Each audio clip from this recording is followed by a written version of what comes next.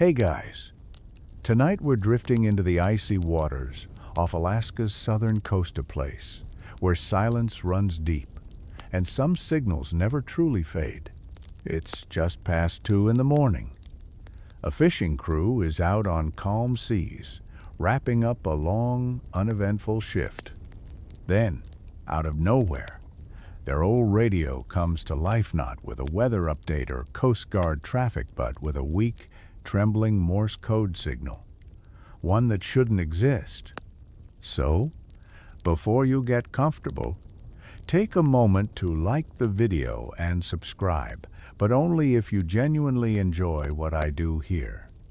And let me know in the comments where you're tuning in from tonight and what time it is where you are. Now, dim the lights and let's ease into tonight's journey together.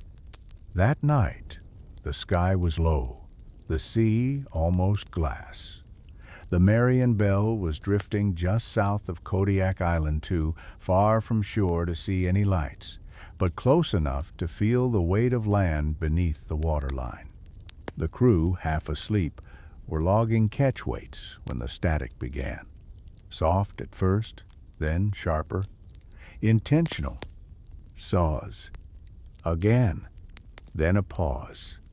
Then Seafarer-6. Seafarer-6. Hull breached. Captain Ryan Hall leaned closer to the receiver, instinctively adjusting the dials.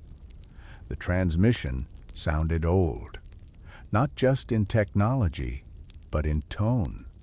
Behind the message was something colder than fear, resignation. Ryan had served in the Navy before. He knew military comms protocol, and this was a format phased out in the early 1960s.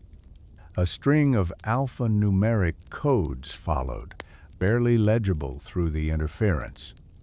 They matched nothing in modern logs, but to anyone who'd worked in Cold War radio rooms, they had a signature, a voice print of the past.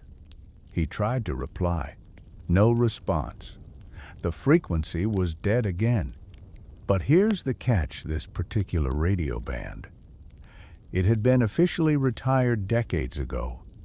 Military use only. Locked frequencies that no civilian vessel could legally or practically access. For a few long minutes, no one on the Marion Belle said a word. The crew sat still, the dull hum of the motor, the only anchor to reality.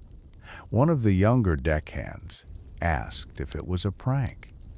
Another whispered something about those old Cold War boats that never came home. At sunrise, Ryan handed over the transmission, log scribbled in pencil on the back of a packing invoice, to the harbor station.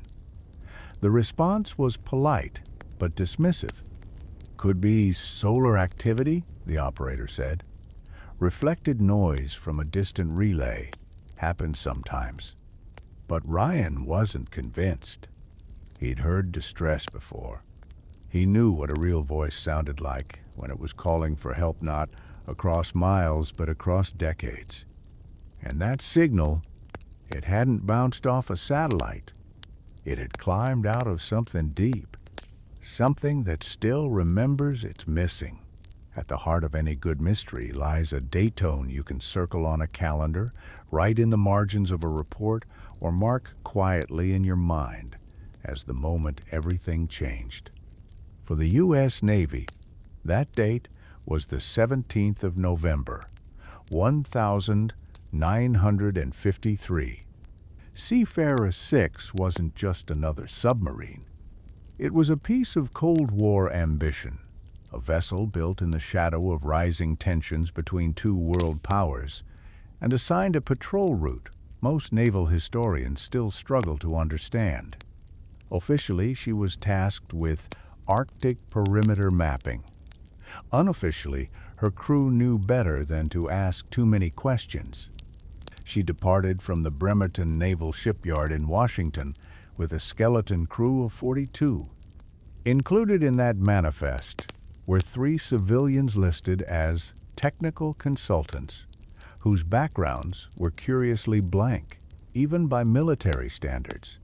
No photos, no service records, just names, birth years, and a clearance level several notches above the ship's commanding officer. According to archived logs, Seafarer-6 was scheduled to travel along the Aleutian Trench, hugging the edge of some of the most geologically unstable seafloor in the Northern Hemisphere. This region, known today for its deep-sea tremors and tectonic unpredictability, had been largely uncharted at the time.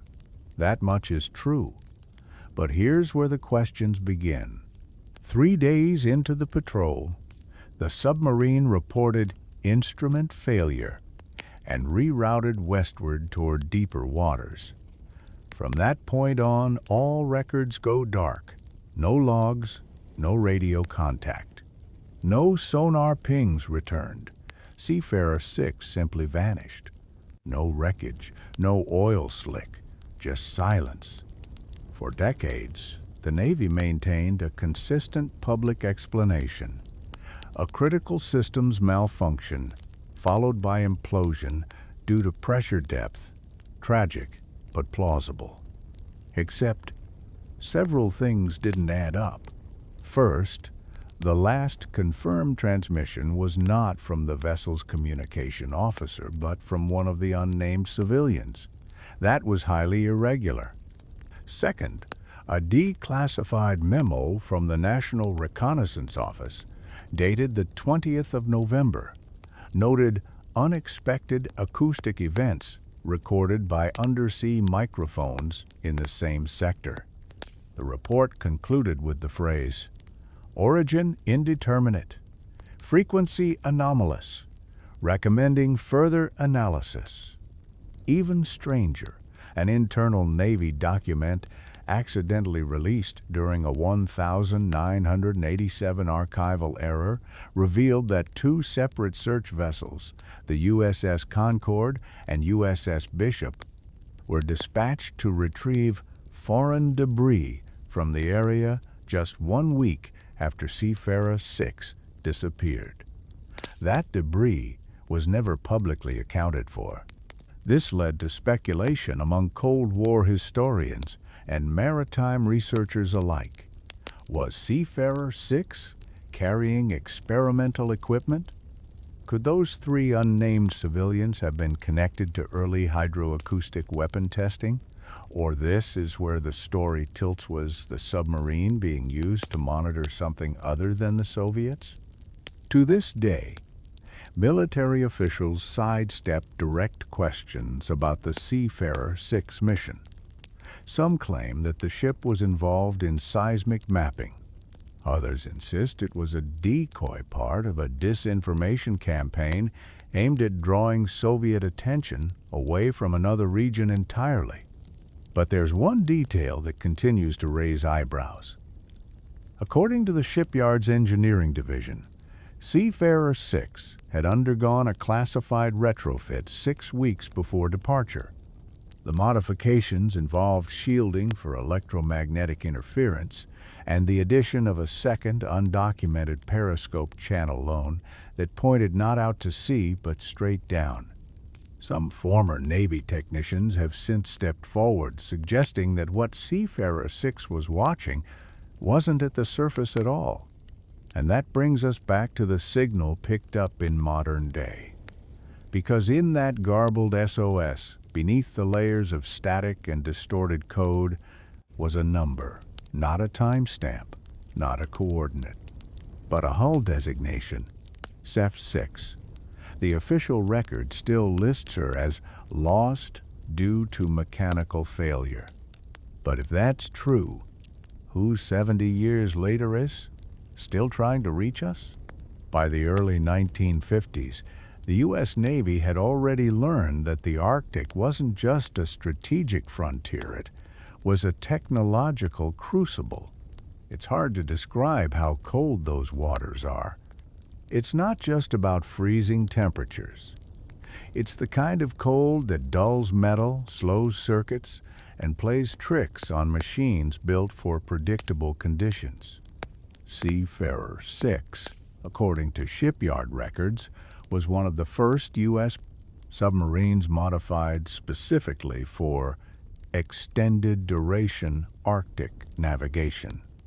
But what the public never knew was that this retrofit wasn't just about insulation or ice-breaking capability, it was about invisibility. Part of this involved a cutting-edge communication system, still largely classified today, known in internal reports as EchoNet. It was designed to operate during polar night months of darkness when traditional surface transmissions were nearly impossible due to solar inactivity and atmospheric scattering. Instead of broadcasting upward to satellites or towers, EchoNet bounced signals downward into the ocean itself, using ultra-low frequency pulses designed to move through the seafloor and ice layers. This technology was meant to be experimental, but Seafarer-6 was not a test run. It was a live deployment, and that raised concerns even then. According to a now-retired sonar technician, interviewed anonymously for a naval oral history project in 2003, EchoNet's first major flaw became clear within days of Seafarer-6's mission. The pulses came back changed. Some bounced back with delayed timing.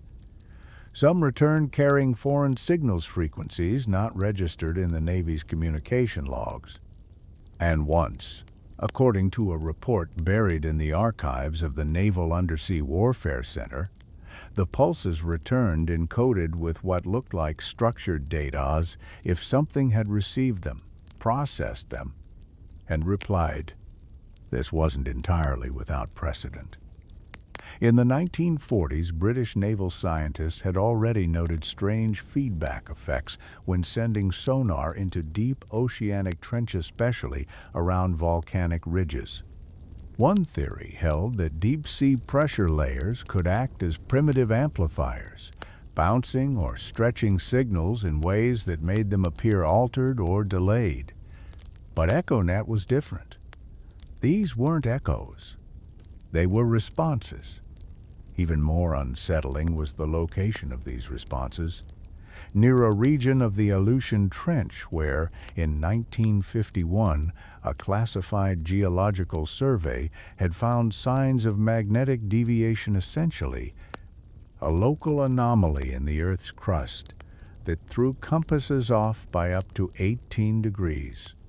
Today, scientists might call that an ultra-low geomagnetic feature, possibly caused by submerged iron formations or deep tectonic shifts. But back then, the Navy had a different term for it: Zone Black. Zone Black was marked on Seafarer-6's navigational charts as a cautionary area not forbidden, but flagged. The crew was instructed to reduce speed, limit transmissions, and avoid deploying any acoustic beacons within a 20 nautical mile radius. Despite these warnings, internal logs show that the submarine entered Zone Black on the 16th of November, 1953, the night before its last recorded contact. What exactly happened inside that zone remains unknown, but one page of Seafarer-6's pre-mission briefing survives. Scrawled in pencil, at the bottom of a checklist, is a single, chilling note. If response detected, switch channel to passive mode and await instructions. Instructions from whom? That part of the document was redacted. To this day, historians debate the real purpose of EchoNet. Some argue it was simply a failed experiment in ultra-low frequency communication. Others suspect it was an early attempt at Earth tomography, trying to see through the crust using submarine-borne pulses. But the most persistent theory, the one whispered among old Navy men and cryptographers, is this: they weren't testing a signal. They were looking for something. And something answered. In most missing vessel cases, the dead don't speak. But every so often, someone survives just long enough to say something that unsettles the entire record.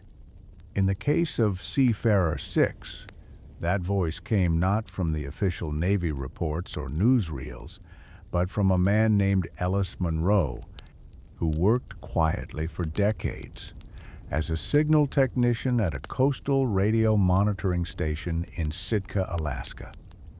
He rarely gave interviews, lived alone, and only spoke publicly once at the age of 84, a year before his death. His words didn't surface in a documentary or magazine expose. They came from a quietly published memoir titled Wideband Silence, which never went into commercial print. Just a dozen handmade copies, typed and bound, distributed to a few local libraries and amateur radio circles. It would have been forgotten entirely if not for one page 74. On it, Monroe recalls a night in late November 1953, sitting at his monitoring station as routine polar interference shimmered across the spectrogram. He was logging down drifts in frequent, tedious but essential work when a tight band signal appeared. Clean, repetitive, military cadence, but oddly tired. I remember the rhythm of it, Monroe wrote. It wasn't panic. It wasn't a drill. It was a voice doing its job, like someone reporting the weather on the last day of their life. The signal repeated for just under 4 minutes. Enough time for Monroe to scribble notes and try to triangulate its source, though he never could. The direction-finding antenna simply wavered between bearings, suggesting movement or distortion, or both. He decoded what he could. It wasn't a full distress transmission, more like fragments of an automated loop. The message referred to internal flooding, critical system failure, and something else. A strange string of characters that didn't match any known naval code. TAN 43, Echo Black, Passive Rotate, Await Further Sequence. That final phrase haunted Monroe. Await further sequence, not rescue, not evacuation. It sounded like protocol, like the crew had been trained for this, like this wasn't entirely unexpected. Of course, Monroe filed a report. He was part of a military-adjacent signal corps at the time, and any anomaly, especially one on a restricted channel, had to be logged. But within 48 hours, 2 naval officers arrived from Anchorage, took his logs, replaced the tape reels, and asked him to refrain from speculation. He was never debriefed again. Historians are split on Monroe's story. Some think he may have intercepted the actual final broadcast of Seafarer-6 that was never officially recorded or released. Others say it's impossible, that any such signal would have been blocked by the geomagnetic conditions of that week. But then there's this. In 1953, Monroe couldn't have known the classified code words used aboard Seafarer-6. Echo Black wasn't made public until parts of the Navy's Cold War archives were unsealed in 1998. And yet, it appears word for word in his handwritten transcript dated 44 years earlier. There's a term in naval intelligence, signal without echo. It describes a message that's heard but never answered, a ghost transmission. A moment of contact suspended in time. That's what Ellis Monroe claimed to have heard. Not a ghost in the supernatural sense, but in the technical 1EA voice traveling without a return path. A final, mechanical whisper from a steel coffin drifting through black water no human eyes had seen. He ended his memoir with a single sentence, one that still chills those who study this case. You can't always know where a signal came from, but sometimes you know it didn't come from here. Along Alaska's remote southern coastline, there's a place that locals speak of only when the sea is calm. It's called Thorne Bay, a deep inlet surrounded by forests that lean in toward the water as if listening. Fishermen say the bay is haunted not by a spirit, but by a shape, not something above the water, but just beneath it. A dark silhouette, long, silent, and moving. The first known account came from 1974 when a seasoned salmon boat captain named Reuben Carlson reported seeing what he described as a submarine with no wake. It was just before dawn.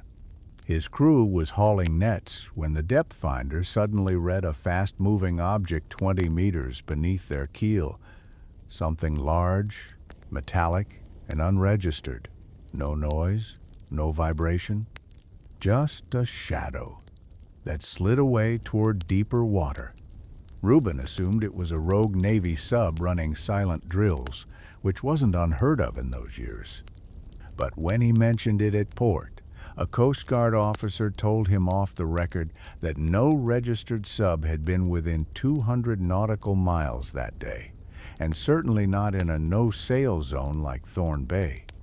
In the years that followed, more reports trickled in. Most were whispered at bars, in bait shops, or over midnight radios. A shape moving without sound. Lights under the surface that didn't belong to any fishing vessel.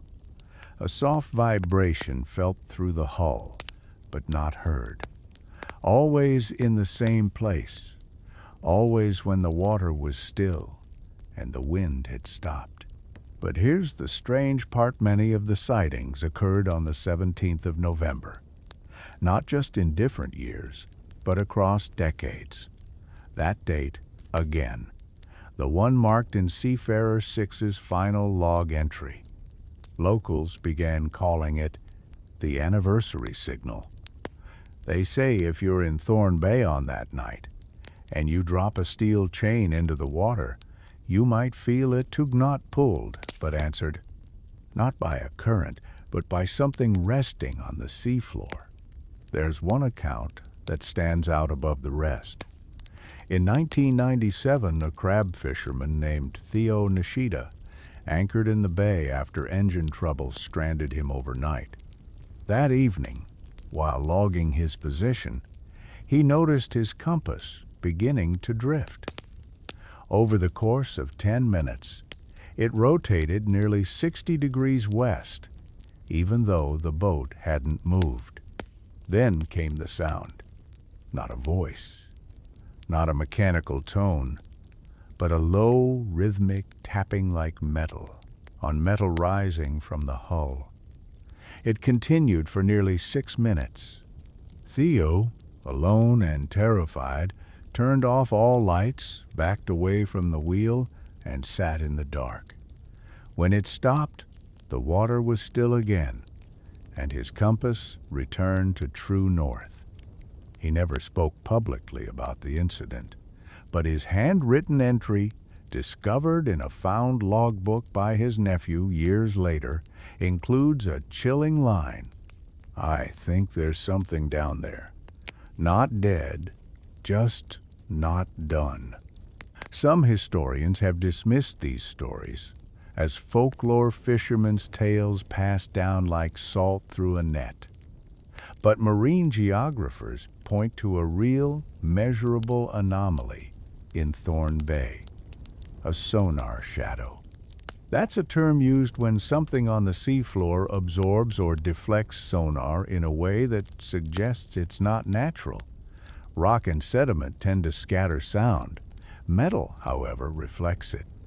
In 2005, A NOAA mapping vessel documented an unexplained sonar void in the bay, a long, narrow depression, too straight to be geological, too shallow to be a trench. The data was never officially followed up. Academic circles are still divided. Some say it's just a quirk of sediment layering. Others, especially ocean archaeologists, quietly wonder if something man-made may have come to rest there long ago. And if it did, it may still be intact. Or intact enough to keep repeating what it was trained to do. Send a message. Wait for response. And when none comes, send again. Along Alaska's remote southern coastline, there's a place that locals speak of only when the sea is calm. It's called Thorne Bay, a deep inlet surrounded by forests that lean in toward the water as if listening. Fishermen say the bay is haunted not by a spirit, but by a shape, not something above the water, but just beneath it. A dark silhouette, long, silent, and moving. The first known account came from 1974 when a seasoned salmon boat captain named Reuben Carlson reported seeing what he described as a submarine with no wake. It was just before dawn. His crew was hauling nets when the depth finder suddenly read a fast-moving object 20 meters beneath their keel. Something large, metallic, and unregistered. No noise, no vibration, just a shadow that slid away toward deeper water. Reuben assumed it was a rogue Navy sub running silent drills, which wasn't unheard of in those years. But when he mentioned it at port, a Coast Guard officer told him off the record that no registered sub had been within 200 nautical miles that day, and certainly not in a no-sail zone like Thorne Bay. In the years that followed, more reports trickled in. Most were whispered at bars, in bait shops, or over midnight radios. A shape moving without sound. Lights under the surface that didn't belong to any fishing vessel. A soft vibration felt through the hull, but not heard. Always in the same place. Always when the water was still and the wind had stopped. But here's the strange part: many of the sightings occurred on the 17th of November. Not just in different years, but across decades. That date, again. The one marked in Seafarer-6's final log entry. Locals began calling it the anniversary signal. They say if you're in Thorne Bay on that night, and you drop a steel chain into the water, you might feel it tug not pulled, but answered, not by a current, but by something resting on the seafloor. There's one account that stands out above the rest. In 1997, a crab fisherman named Theo Nishida anchored in the bay after engine trouble stranded him overnight. That evening, while logging his position, he noticed his compass beginning to drift. Over the course of 10 minutes, it rotated nearly 60 degrees west, even though the boat hadn't moved. Then came the sound. Not a voice, not a mechanical tone, but a low, rhythmic tapping like metal, on metal rising from the hull.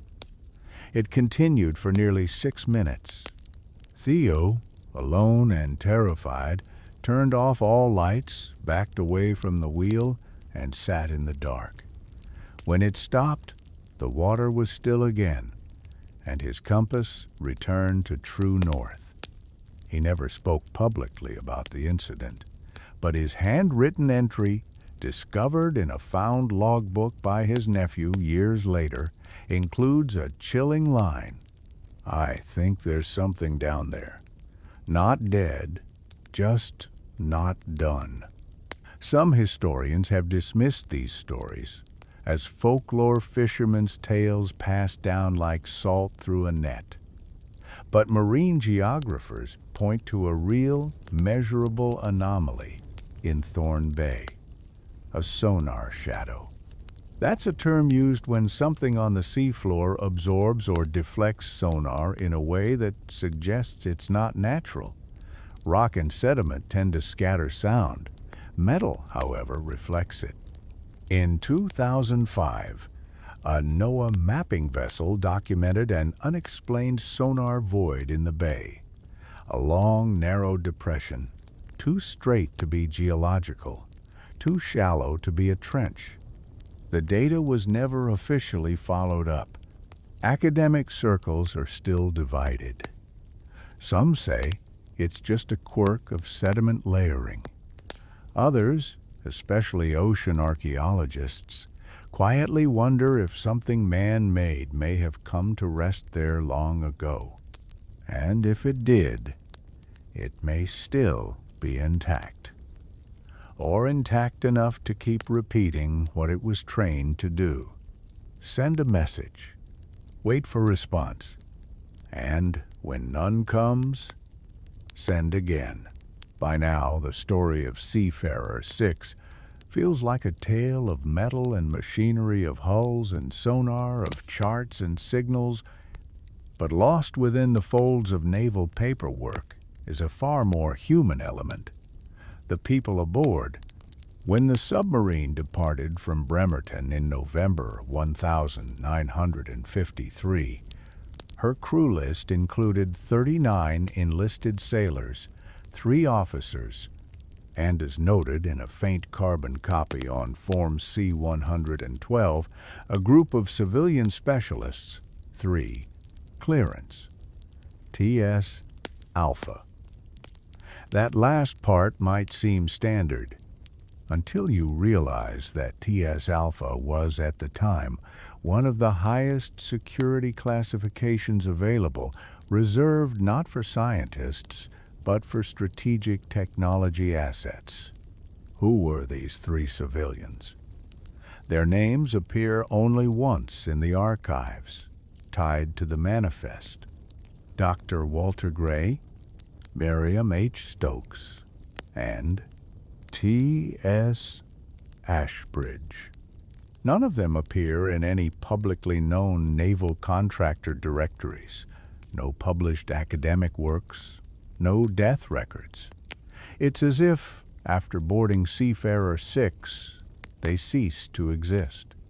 But in 2001, a private researcher named Hal Vandro uncovered something curious while scanning declassified documents from Project Blue Icy, a Cold War initiative focused on subglacial seismic monitoring.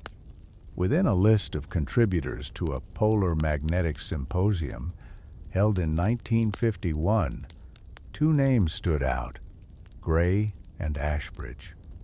Gray was listed as an electrical engineer affiliated with a defunct contractor named Agrosat Systems, which had once worked with the Navy on early submarine battery insulation. Ashbridge was harder to trace, but appeared briefly on a university budget memo, allocated funding for something called Deep Echo Algorithm Calibration. And then there was Miriam Stokes. No technical affiliations, no project credits. But her name shows up in a single line of a 1,952 internal Navy memo discussing non-traditional response patterns in human EEG readings under magnetosonic stimulation. In other words, she was a neuro-response specialista psychologist working in an environment far outside traditional medicine. This points towards something more complex than mechanical failure or navigation error. If Seafarer-6 had such individuals aboard, its mission wasn't just reconnaissance. It may have involved direct interaction with unknown underwater variables, including, potentially, psychological responses to sound-based phenomena. And here's where things get stranger.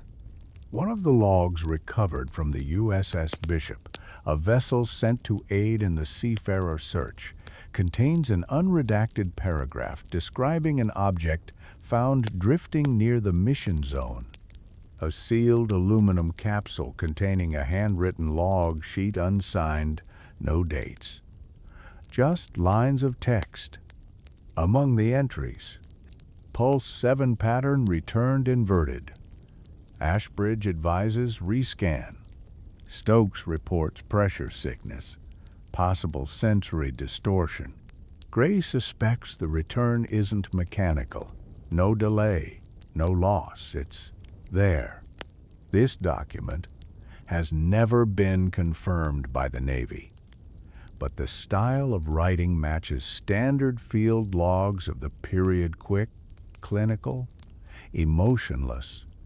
It also aligns with rumors within oceanographic circles of a Cold War subprogram focused on the biological effects of resonance-based communication.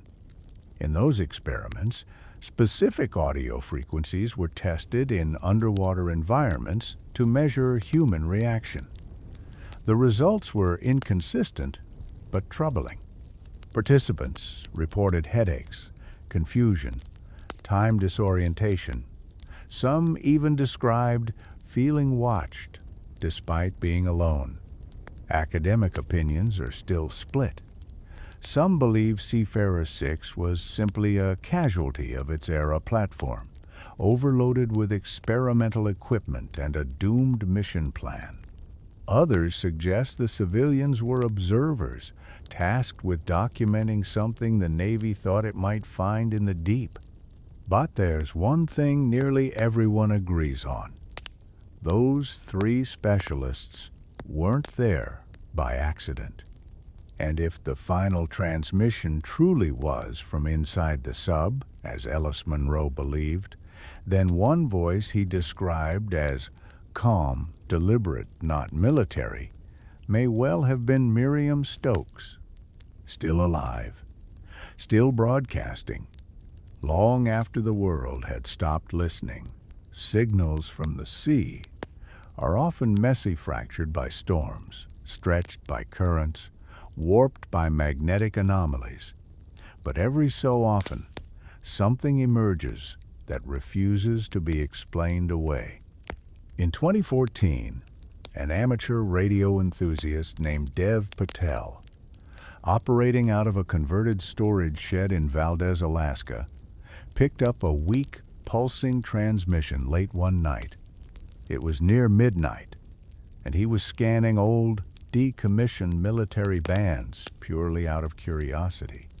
He wasn't looking for anything, but what he found would set off a chain of events he couldn't have predicted. The transmission was brief, just 21 seconds, but it included a pattern he recognized instantly. Morse code in a Cold War military format, followed by what sounded like alphanumeric strings. He recorded it and posted a cleaned-up version to a small online forum for ex-radio techs and hobbyist decoders. Within hours, the post had been taken down, but not before it caught the attention of a former Navy cryptologist known only as Jax online.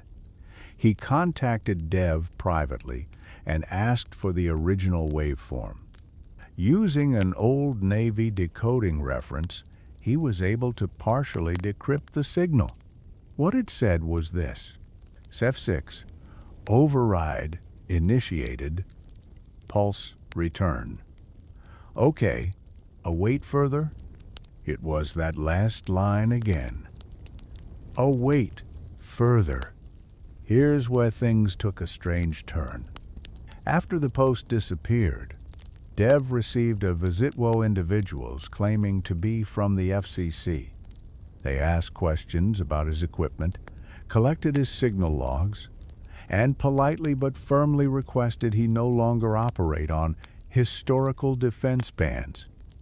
He complied. But before handing them the original recording, he made a copy. That file later surfaced in a private online archive, labeled simply Alpha Deep Verified Pulse Return. In the small, tight-knit world of radio decryption hobbyists, this was enough to start a frenzy. One group, based in Reykjavik, used sound filtering algorithms to isolate harmonics within the signal. What they found was not typical of any known mechanical system. There was a tone barely audibly embedded under the code.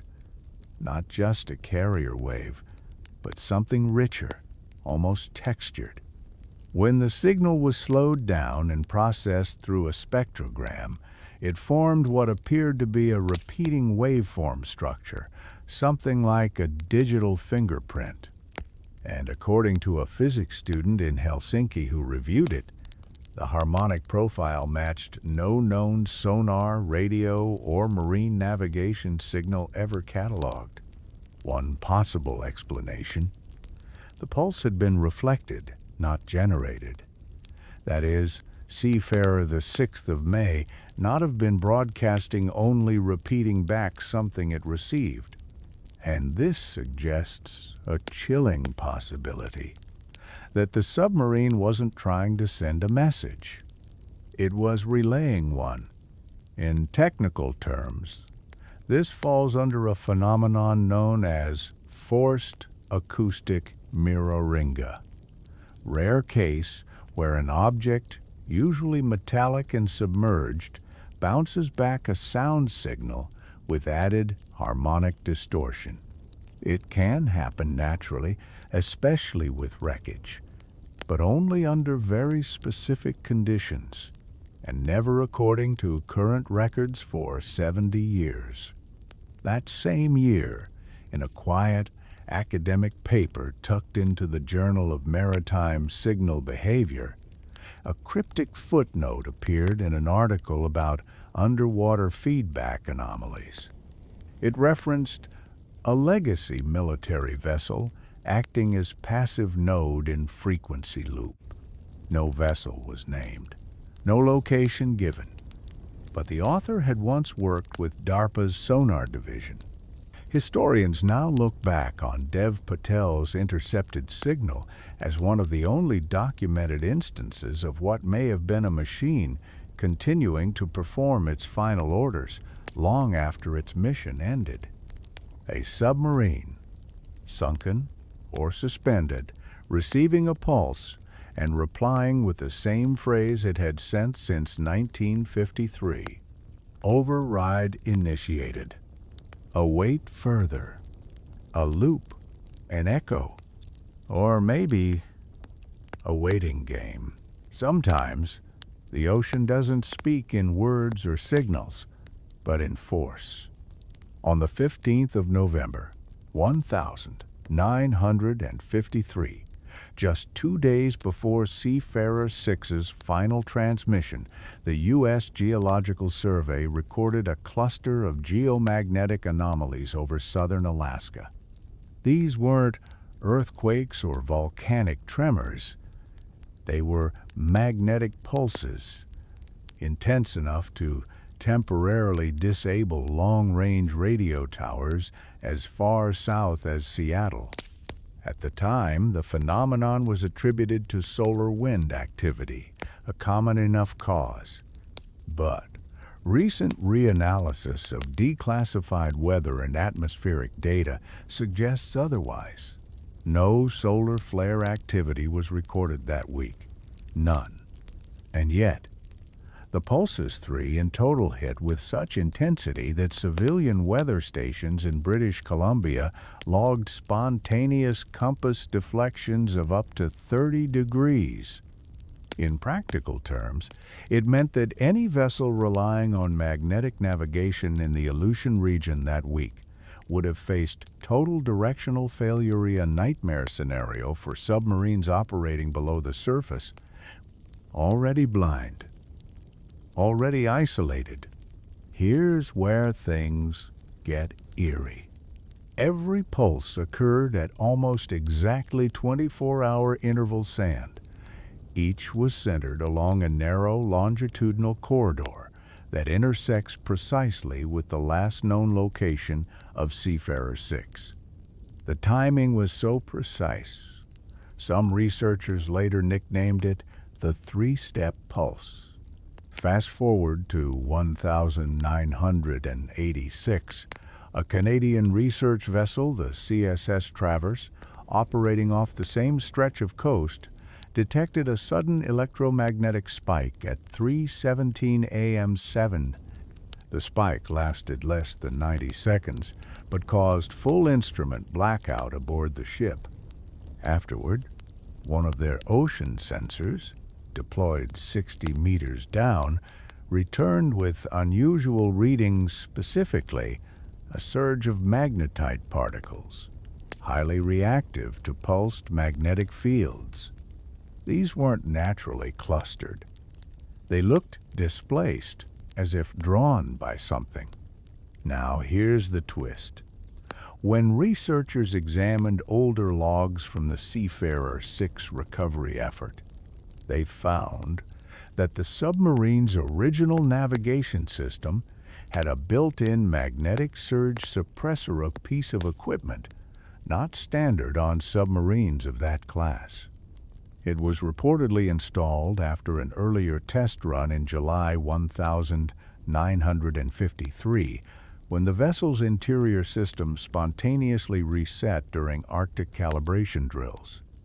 In a post-mission note buried deep in the archives, the engineering team wrote, "Pulse echo returned with delay inversion. Not a reflection. Possible interference from geomagnetic layer breach. Recommend shielding upgrade before zone black operations." The phrase layer breach remains undefined in Navy documentation. But some geophysicists now speculate that what Seafarer-6 encountered wasn't just a technical anomaly. It may have been an environmental structurea standing magnetic field, possibly natural, possibly enhanced by something artificial, that acts almost like a veil, a kind of electromagnetic lens, warping time and signal, perhaps even trapping transmissions in an endless loop. This isn't science fiction. In fact, a similar magnetic anomaly exists in Southwest Africa, where sailors have long reported false compasses and vanishing signals. That region, too, is associated with rare, naturally occurring mineral formations that can trap electromagnetic energy for days, even weeks. Which brings us back to 1953. If Seafarer-6 entered such a zone either by accident or by design, it might have become invisible to outside sonar, not destroyed, not sunken, but cut off. Still transmitting, but never heard. Still turning, deep below, under a skyless sea. Academic opinion here remains sharply divided. Some say these magnetic pulses were simply the result of underwater tectonic stress. Others, especially those in the field of acoustic telemetry, point to the regularity of the pulses, their precision, their echoing nature. As one ocean physicist once put it, half joking, half serious, if nature made that rhythm, it's trying to talk. If it didn't, someone else is. And the message it's bouncing might be the same one Seafarer-6 heard first. Even in the age of satellites and deep-sea drones, there are places in the ocean where things appear and then disappear without explanation. But it's one thing to lose a sonar reading. It's another entirely when people start seeing the impossible. Throughout the 1990s, scattered reports began surfacing from commercial fishermen, Coast Guard patrols, and even private charters operating in the waters around the eastern Aleutian chain. Each described the same phenomenon, a long, cylindrical object moving just beneath the surface, scintillant, unlit, and always vanishing before it could be identified. Most dismissed the sightings as rogue whales, sunken debris, or tricks of shadow and tide. But in 1993, an Alaskan ferry captain filed a detailed incident report that made even skeptics pause. His name was Robert Leland, a 30-year veteran of maritime routes through Dutch Harbor. At 4:10 a.m.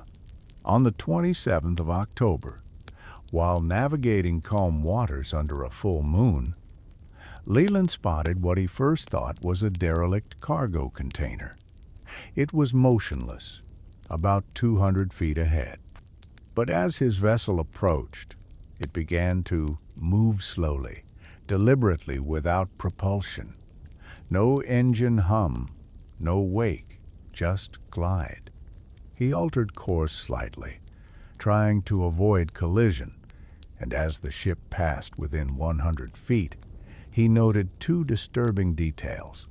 One, the object was metallic, with visible paneling and what looked like external hatches. Point two, it had no marking except for a faint, eroded series of letters.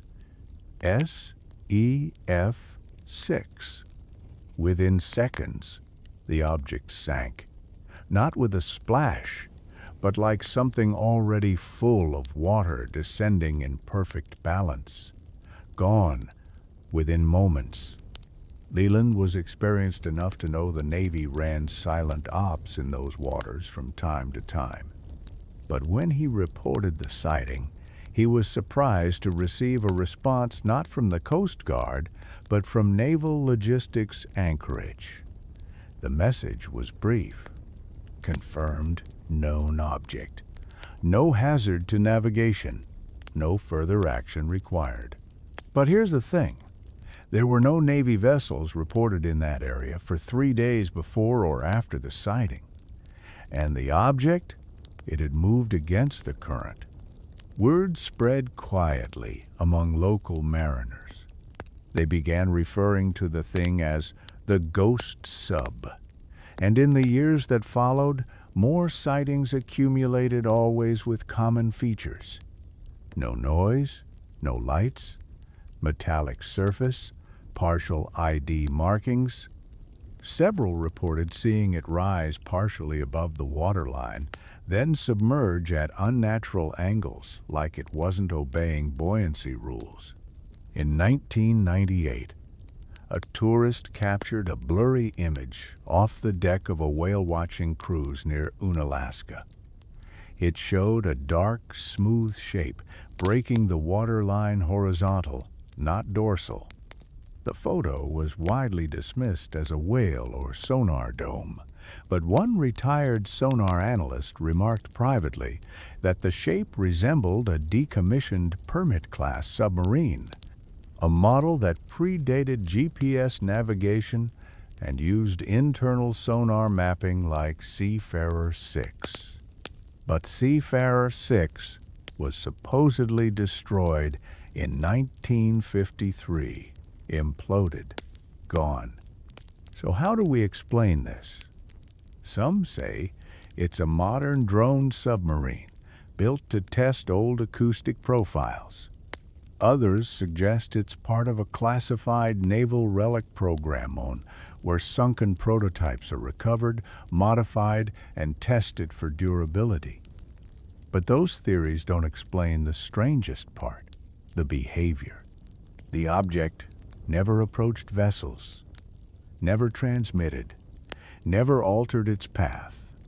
It always seemed to move with deliberate evasion, surfacing only during certain lunar phases and often near magnetic anomalies logged in early Navy records. One acoustic researcher, analyzing reports between 1990 and 2005, noted something unsettling. The object appeared to rise at roughly the same time each year, mid-November, almost always between 3 o'clock and 4 a.m., and always in radio silence.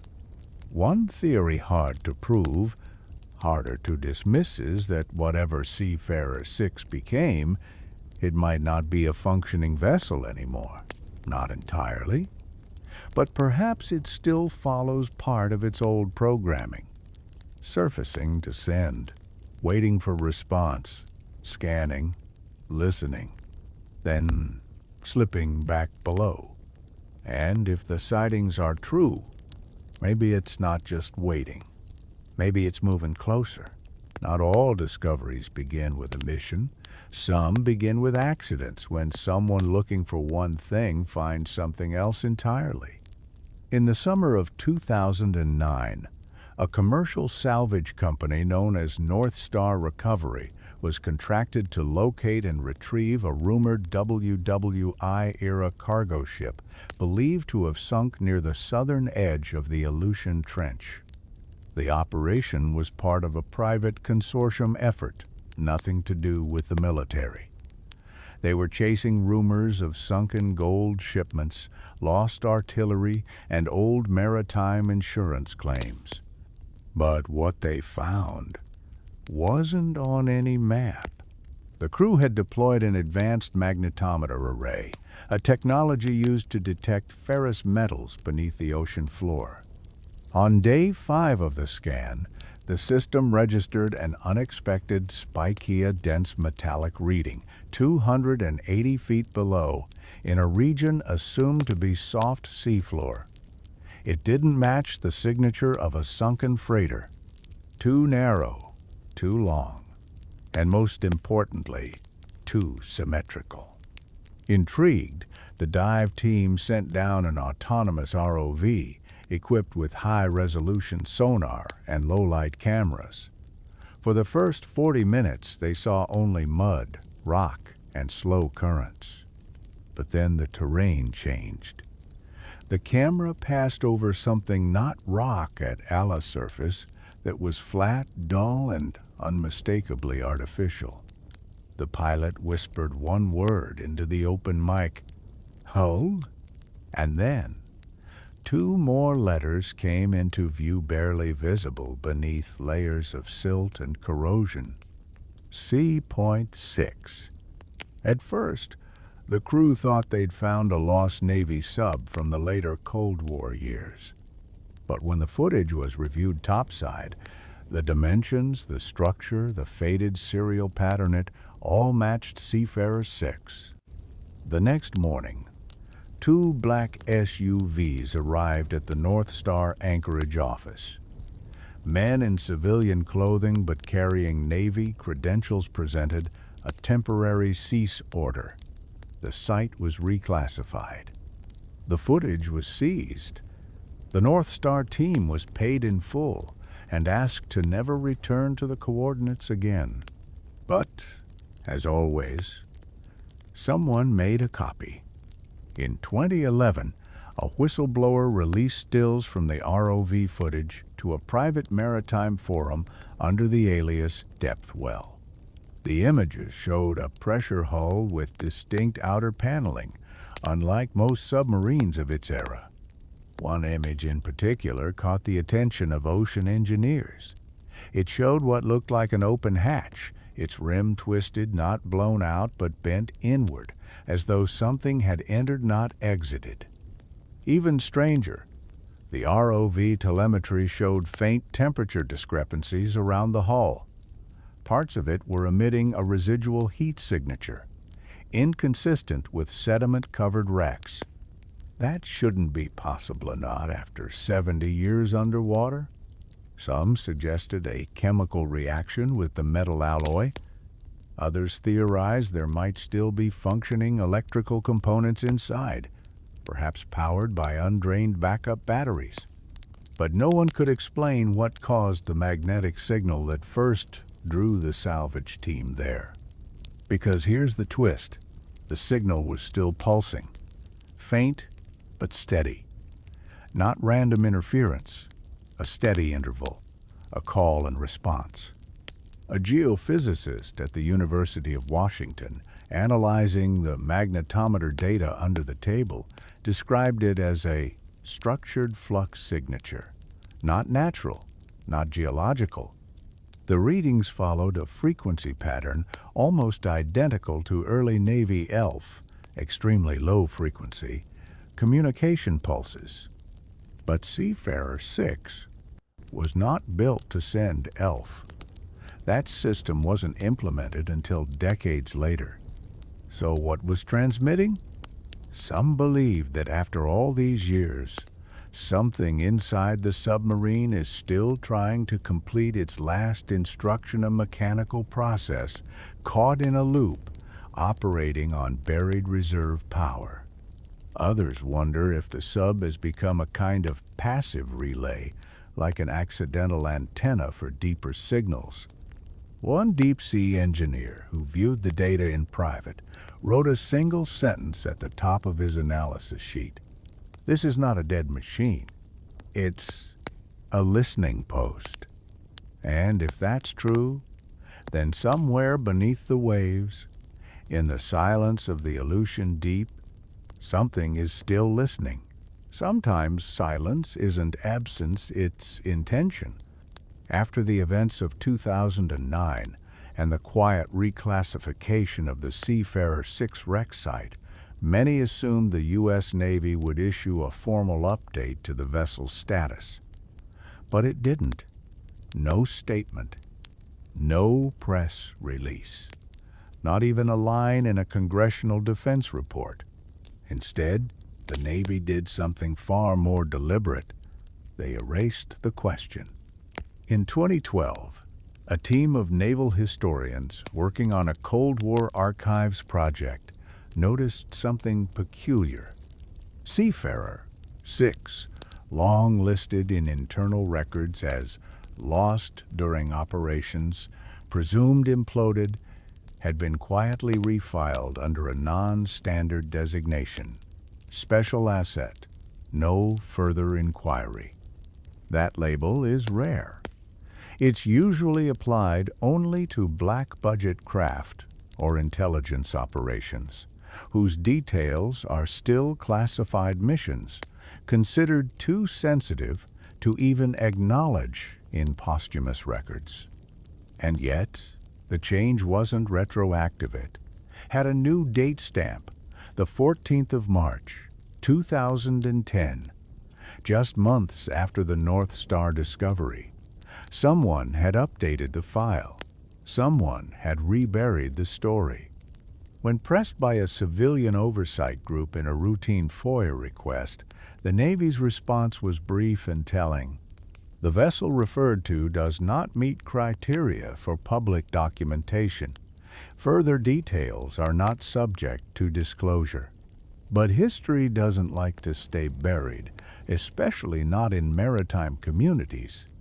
Former sonar officers, retired naval techs, even oceanographic consultants who once worked around the Aleutian corridor, many had their own small pieces of the puzzle. And over the years, a subtle but persistent pattern emerged. Whenever Seafarer-6 was mentioned on record, in publications or even in private talks, someone intervened. Emails would disappear. Phone calls would be returned with silence. Research proposals suddenly denied funding. In 2016, an ocean mapping proposal by the Scripps Institution of Oceanography aimed to resurvey the trench area where Seafarer-6 had been spotted. The project was approved until it reached final review. Then, suddenly, it was shut down. Not by NOAA, but by a Federal Coordination Advisory with no listed contact. The Scripps team never received a reason. The question is, why? Why would a long-lost diesel-electric submarine from a now primitive era of naval design still warrant silence?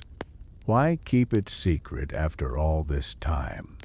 One theory circulated cautiously among military historians that Seafarer-6's disappearance was never seen as a simple accident, not internally. In classified circles, the word containment appears in multiple references. usually tied to post-mission protocols. Some documents suggest the crew had been trained not just in evasion, but in sensory isolation techniques methods to resist confusion, hallucination, or signal-based psychological effects.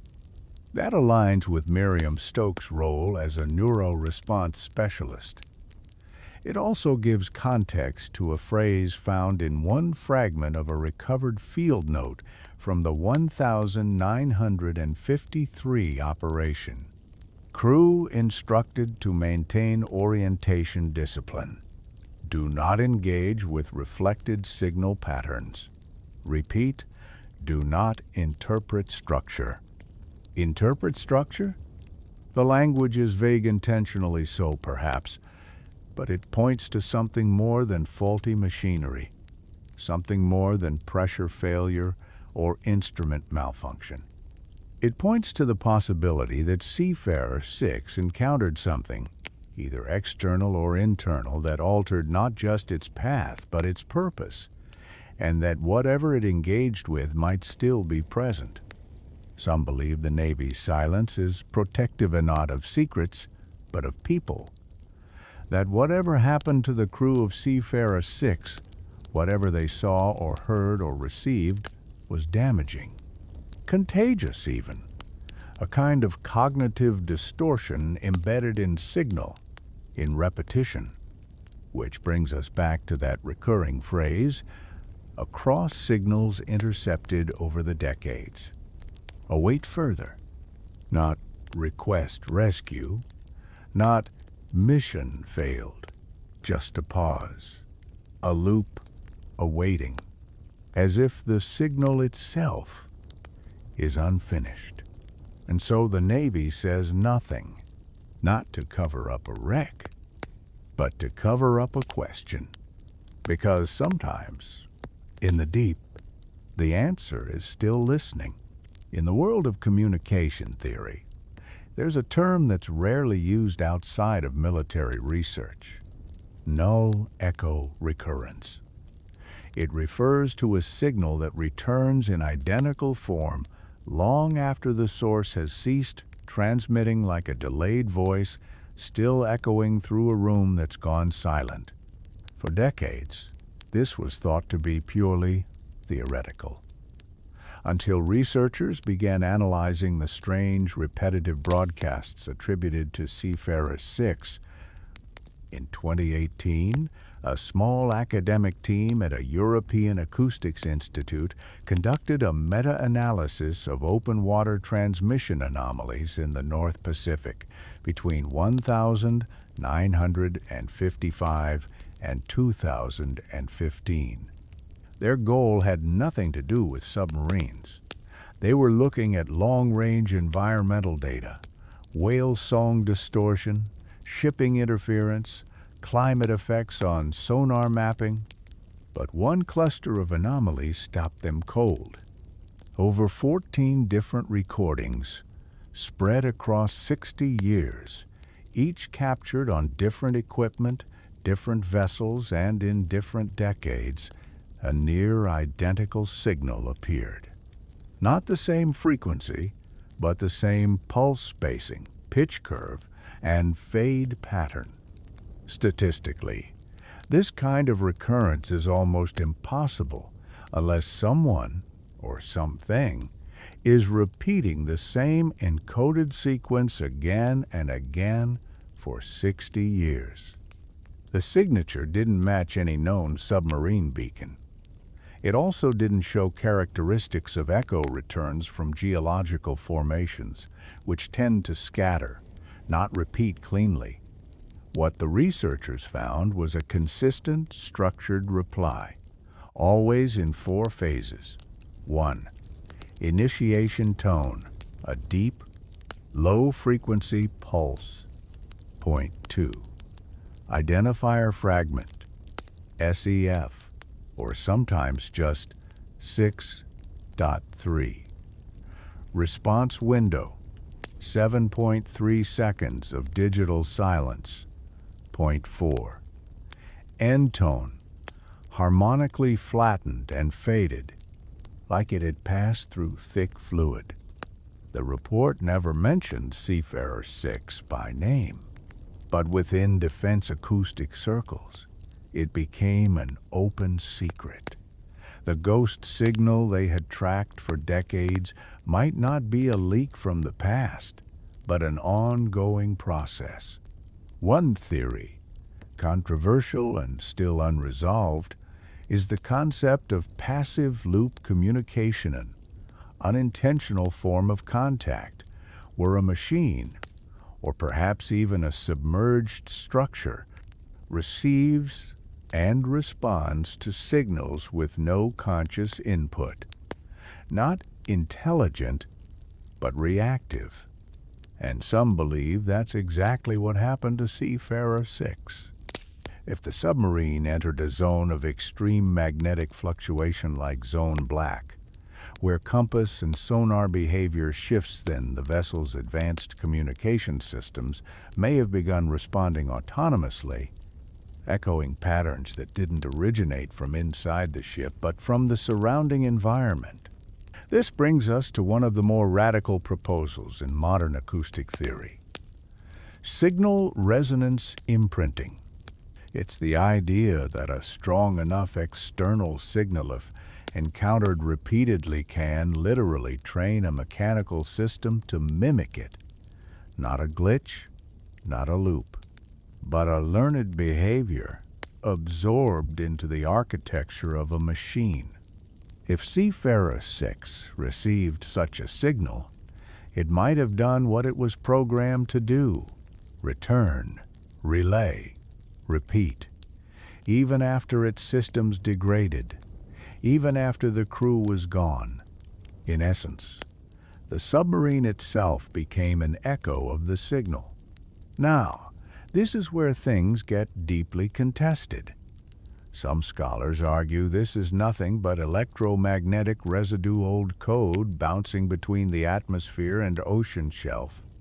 Others suggest Seafarer, the 6th of May, have encountered a naturally occurring low-frequency emission similar to the famed upsweep or bloop, events mysterious underwater sounds recorded by NOAA but never fully explained.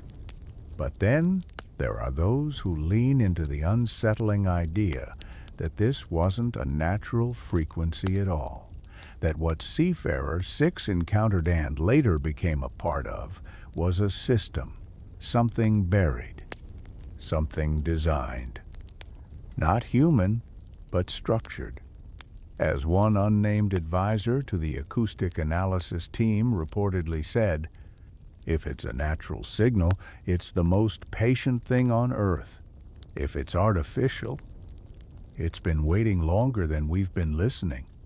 To this day, no one knows where the signal originates, but we know what it says: initiate, identify, await further. To understand the silence, you first have to understand the space. Just off the tail end of the Aleutian Islands, where the Pacific Plate dives beneath the North American Plate, there's a region the Navy quietly refers to unofficially as the Blind Band. On civilian maps, it's just another stretch of deep, cold sea. But among certain defense navigation circles, it holds a more unsettling reputation. The one place where radar, sonar, and satellite converge and still see nothing. The Blind Band is not large, just under 60 square nautical miles, but it's marked by consistent signal degradation, even with modern equipment. Satellite GPS drifts.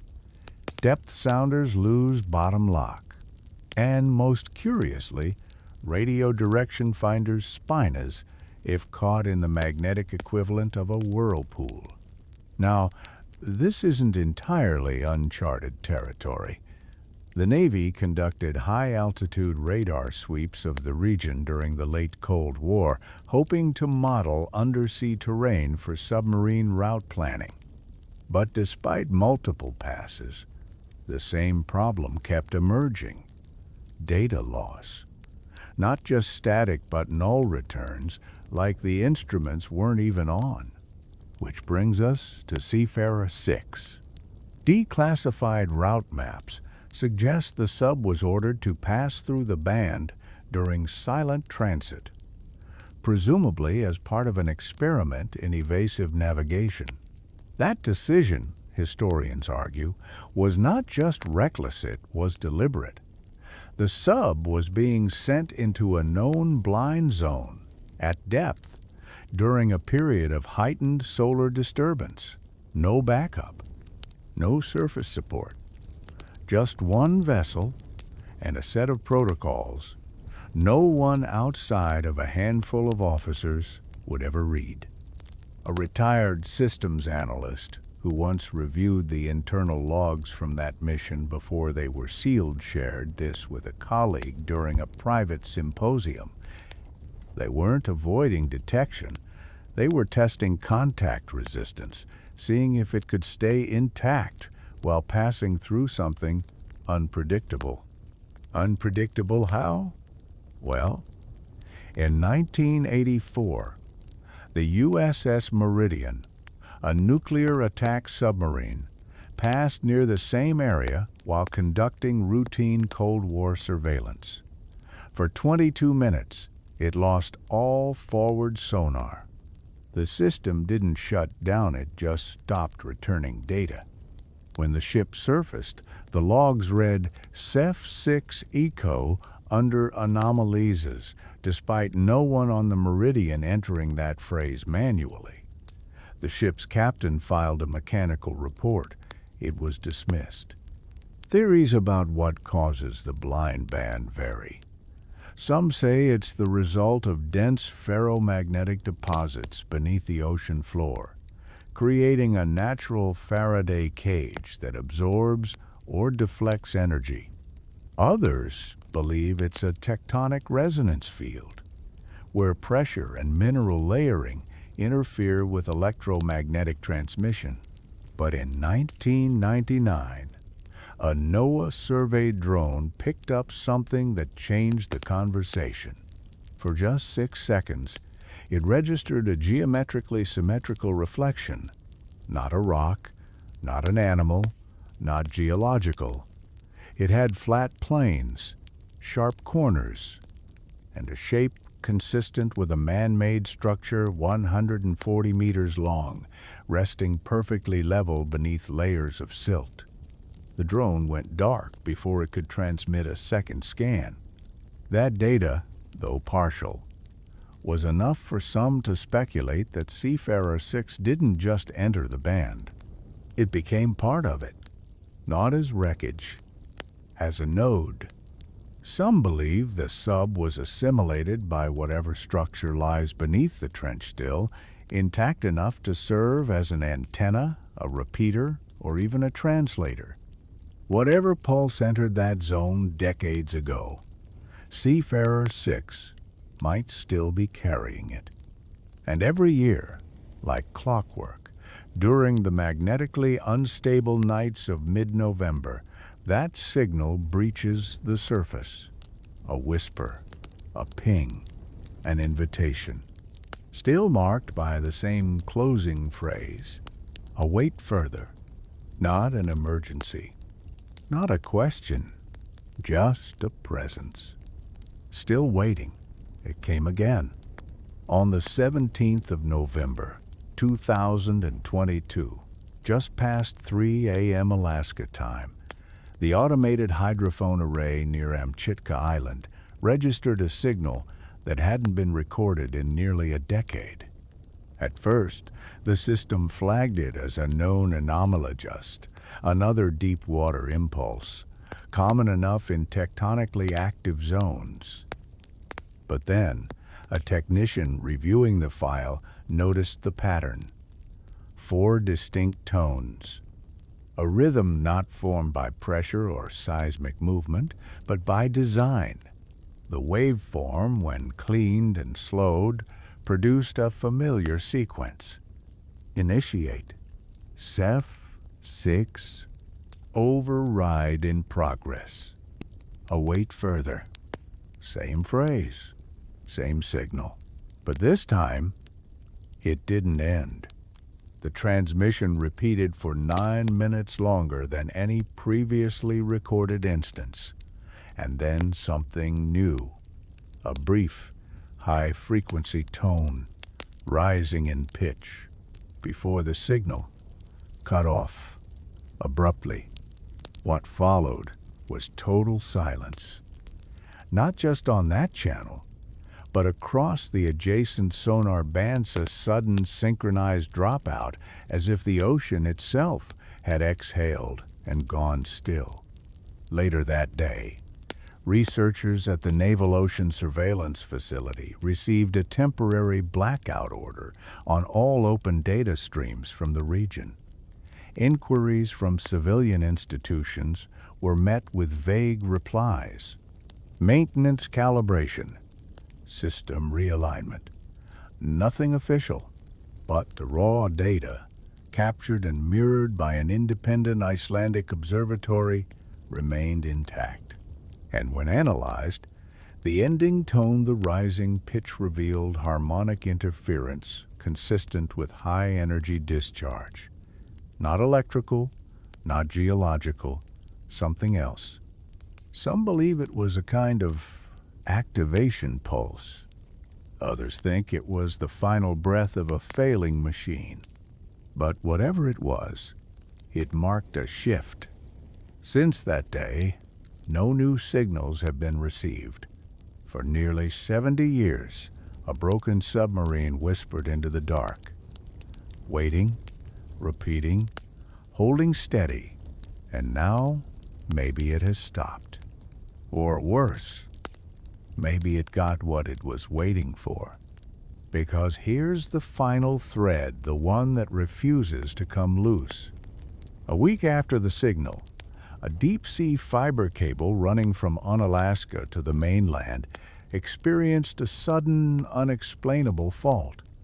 Damaged crews found no seismic event, no anchor drag, just a sheared break across a 200-meter section of cable with burn marks on the internal shielding.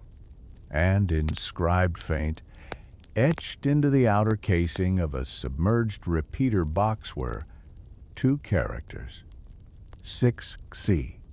Historians have debated whether this was coincidence, vandalism, or something else. But one Cold War researcher put it best. If the signal stopped, it didn't mean the voice went quiet. It meant it moved on. So where does that leave us?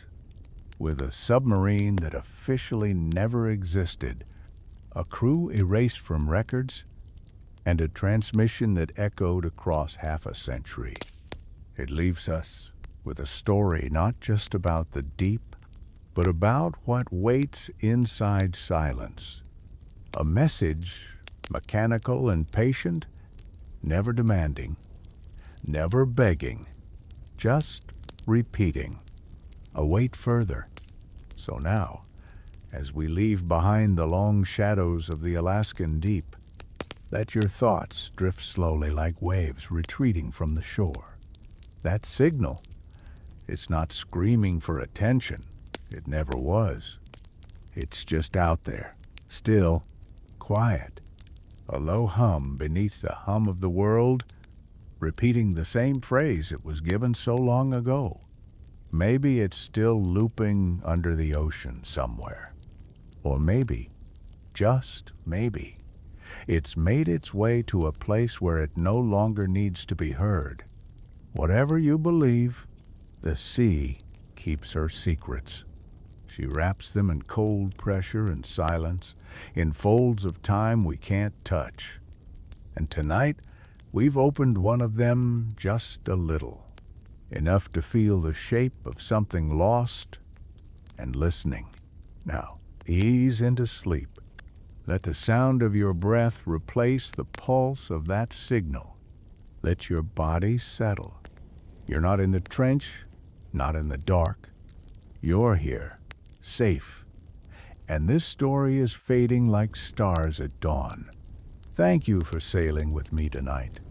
I'll be right here next time the lights go dim. and the sea calls softly again. For now, let go of the signal. Let go of the waiting. Let go.